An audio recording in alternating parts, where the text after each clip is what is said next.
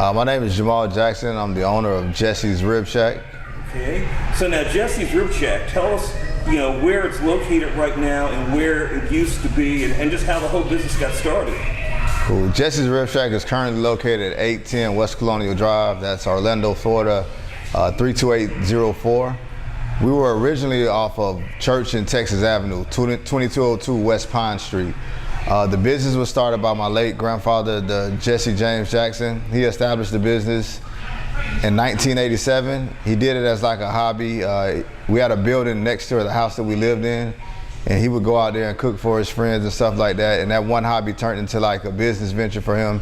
He would consistently do it every weekend.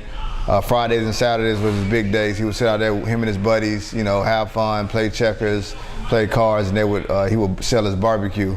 Usually the old shack is in the neighborhood. It's off a side street in the neighborhood, so I wasn't accessible to everybody. You couldn't see me from the side of the road. You could smell the smoke and you knew I was barbecuing, but you couldn't see it. You couldn't see me. So with that being an issue, I always said if I was on a main street or in a different location, if you hear people talk about their business, all they talk about is location.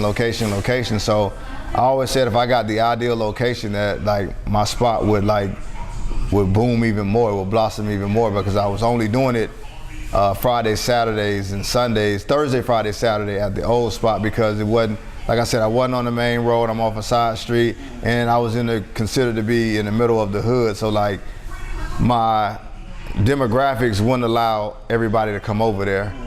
Certain people they didn't want to come over there. Like the barbecue was good. You can read some of my reviews. They say like the area is kind of scary, but the barbecue, once you sit down and eat the food is great. So those kind of things that kind of like transitioned to me to thinking like I need to find a better location, which brought about this location.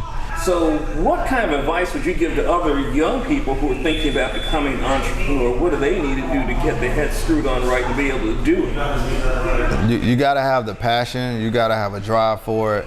You gotta want to do it. Don't do anything if you're gonna own a business and try to be an entrepreneur. Don't try to do something that somebody say, oh, you can make money in this. If it's not your passion or your dream, you're not gonna be into it. Like this wasn't my dreams, but it became a passion of mine through my grandfather passing. So once my grandfather passed, this became more so of a passion. So my passionate side, and I can cook a little bit, it helped me, drive me. I don't mind cooking. It drove me to keep doing it. So for any young entrepreneur, I would say, make sure whatever you do is something that it's what you want to do.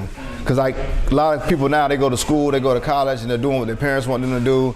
They graduate and they don't even do anything in their field. Me, I can actually say like I'm doing something that I'm passionate about and I love and I enjoy doing it. So it makes coming to work every day from 6 a.m. to sometimes 1 o'clock in the morning, every day, 6 days a week, 7 days a week, not having a day off. It kind of oversees that because it's something that I love to do. I guess that's that old saying, if you do something, work something that's your passion, like you never work a day in your life. Yes, I'm not working, I'm having fun up here. Like if you come to the shack, it's the environment, the vibe, we have fun up here. It's relaxed, and I pretty much know a lot of my customers. I talk to them, joke with them, have fun with them. I come out the back of the kitchen, so it's like, it's fun.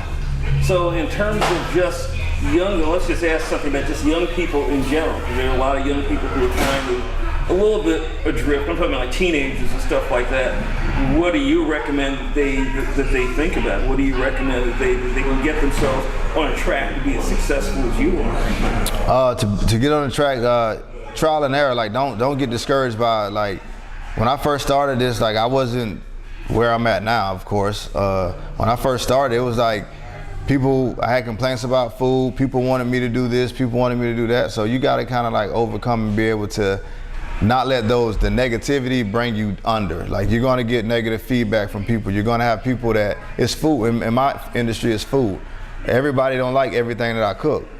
So you learn you don't have to cater to everybody. You try to just cater to a nice crowd. So for any entrepreneur young, like just stay motivated. Don't get discouraged by letdowns, because when you begin it, like it's not going to be how you envision it to be from the beginning. Like you're never going to just start something. It's going to be boom. I'm going to make it. I'm going to blossom in a year. Like you gotta have hiccups. All the hiccups help you become a better person, but help your restaurant become better. Like I probably could have did this 3 years into my business, this is year 8 for me. I probably could have did this 3 years into my business, jump out to, but I probably wouldn't have been successful with it because I hadn't had enough heartaches. I hadn't had enough pain. I hadn't like fired enough people or had enough people complain about stuff or have the employees who steal from you. I had, in 3 years in, I didn't see all that.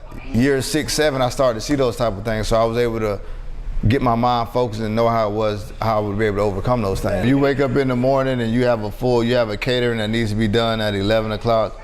And the food needs to be ready at 11 o'clock for like 300 people, and you tell your staff they need to be in at 5 a.m. and you get there at 4:30 and nobody shows up until 8 a.m.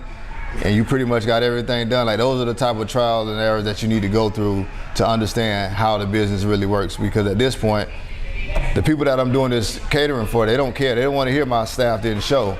It's on me. So one thing my dad taught me and my grandfather taught me, never take on as much business as you can handle for yourself. So even though I have this great location now, if I couldn't handle this myself, I wouldn't have put myself in this situation. So no matter if anybody shows up, if I have to run the register, to run to the back, I'm still going to be here. Because for one, it's my passion. Two, I understand the business from trial and errors that I've been through.